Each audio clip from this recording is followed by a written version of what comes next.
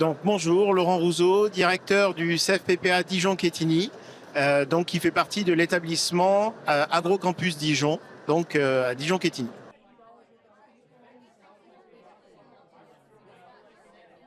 Au tout début, c'était un carnet qui s'appelait les carnets du CFPPA que Claude Godard avait proposé pour notre formation bonne pratique d'hygiène qu'on fait en formation à distance. Et le travail m'a beaucoup plu et j'ai proposé à Claude qu'on aille rencontrer Educagri Édition. Et donc Marie Guyot, la directrice d'Educagri Édition, nous a parlé justement de la série Repères pour réussir en disant ça tombe bien, on n'a pas aujourd'hui dans l'agroalimentaire de livres. Donc ça venait à point nommé. À la fois nous, on avait une base qui lui a beaucoup plu et qui a montré qu'on avait quelque chose de pertinent. Et en plus, ça s'inscrit dans un guide professionnel avec Educagri Édition. Donc voilà comment les choses sont nées.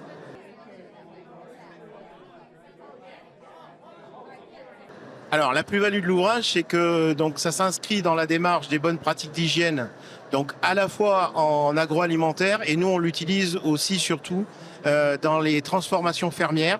Donc là, le but, c'est vraiment qu'on puisse tous et toutes continuer à acheter sur les marchés tout un tas de bons petits pâtés, bonnes soupes et bons produits sans risque, ou en tout cas en réduisant le maximum les risques de contamination.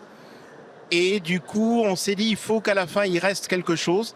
Et la méthode HACCP, avoir ce guide en permanence, c'est un petit peu avoir le repère permanent et puis le pense-bête qui peut continuer à servir.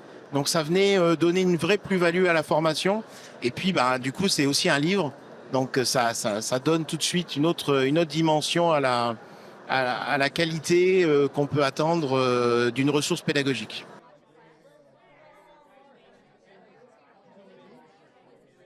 Alors nous, on l'a construit vraiment pour qu'il soit accessible à tous les professionnels qui ont à mettre en œuvre la méthode HACCP, que ce soit dans le cadre de l'industrie agroalimentaire, dans le cadre d'une production sur chaîne, mais aussi, et ça on y tenait vraiment, que ça puisse être utilisé par quelqu'un qui le met de façon individuelle en transformation alimentaire.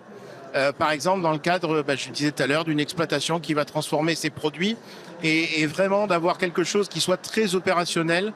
Voilà, on l'a pensé pour des professionnels de la transformation alimentaire, mais qui soit le plus accessible et le plus pragmatique possible.